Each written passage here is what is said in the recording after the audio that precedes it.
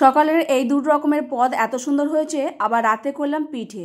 রাধে রাধে বন্ধুরা, কেমন আছো সবাই? আশা করি সবাই ভালো আছো, সুস্থ আছো। সকালের কাছে ব্লগটা শুরু করছি। যত স্কুল যাবে ওর জন্য একটুখানি চিড়ের পোলাও বানিয়ে দিয়েছি, ভেজিটেবল ভেজে, আর একটু গুঁড়ো মশলা দিয়ে দিয়েছিলাম। তো হয়ে গেছে, এটাকে নামিয়ে নেবো। ও আজকে পরীক্ষা দিতে যাচ্ছে, সেই জন্যই তো ওকে দিয়ে তারপরে আমি আবার জবে বসেছিলাম। প্রায় 8:30 বেজে গেছে, এখন রান্নায় যাচ্ছি। তো রান্না করে এসে দেখি চাল বাড়ন্ত, চাল তো কালকেই অনলাইন থেকে দিয়ে গেছে, তো সেটাকে আর ঢালা হয়নি। যখনই বাড়ন্ত হয়ে আসে তখন প্রভুকে বলি, আর প্রভু অর্ডার করে দেয়, তার পরের দিনে দিয়ে চলে যায়।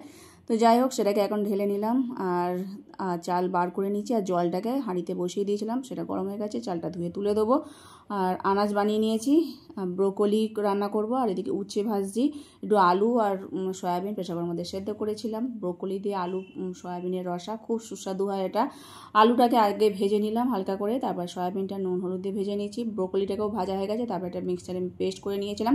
একটু টক দইও দিয়েছিলাম এর মধ্যে, সমস্ত কিছু মশলা দিয়ে তারপরে আলু আর সয়াবিনটা ভাজা ছিল সেটাও দিয়ে দিলাম। ব্যাস পুরো ভাজা ভাজা হয়ে যাওয়ার পর ওটাকে জল ঢেলে দিয়েছি। আর এদিকে সিম, তারপরে ব্রোকলির যে ডাঁটিগুলো ছিল, বেগুন দিয়ে আলু দিয়ে একটা চচ্চড়ির মতো করেছি, খুব সুস্বাদু হয়। এই দুই রকম পদ হলে আর কিছু চায় না। সর্ষে বাটা দিয়েছিলাম।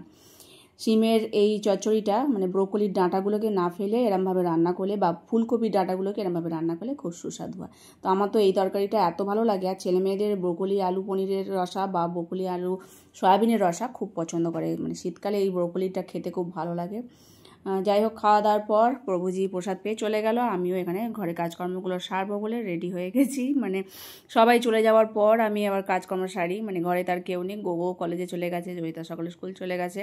শীতকালটা একদিকে ভালো লাগে, আবার একদিকে বিরক্ত লাগে। এত জামা কাপড় হয় না, চারিদিকে শুধু জামা কাপড় আর জামা কাপড়। চেয়ার থেকে শুরু করে যেখানে পারবে সেখানে ঝুলিয়ে রেখে দেবে, সিঁড়ির রেলিং ভর্তি।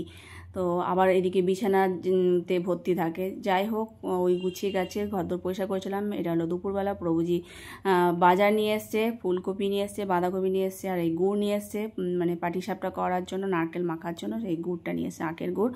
তো এটা সন্ধেবেলা আখের গুড় দিয়ে নারকেল মাখবো, সেই জন্য দিয়ে দিচ্ছি। আগে আখের গুড়টাকে গলিয়ে নিয়ে একটু চিট করে নিয়ে তারপর নারকেল দিয়ে মাখিয়ে নেবো। নাবার সময় একটু এলাচের গুঁড়ো দিলে খুব ভালো হয়। ভালো বেশি করে একটু নারকেলের মধ্যে গুড় দিলে মাখাটা বেশি ভালো লাগবে। আর পাটিসাপটা হোক বা পুলি পিঠি হোক, এরকমভাবে করলে খুব ভালো লাগে, বা দুধ পুলি হোক।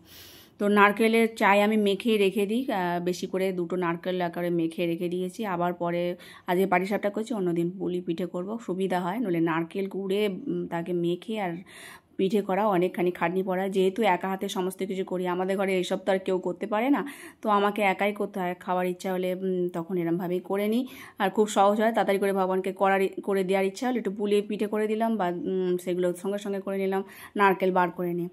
তো যাই হোক, পাটিসাপটা করে নিয়েছি আজকে এইটাই। আর তরকারি আলাদাভাবে রেখে দিয়েছিলাম, ব্রোকলির তরকারি, সেই দিয়ে আজকে মুড়ি প্রসাদ পাবো, আর ভগবানকে পাটিসাপটা দিয়েছিলাম। আর আজকের মতো ভিডিওকে শেষ করছি। খুব সুন্দর হয়েছিল সব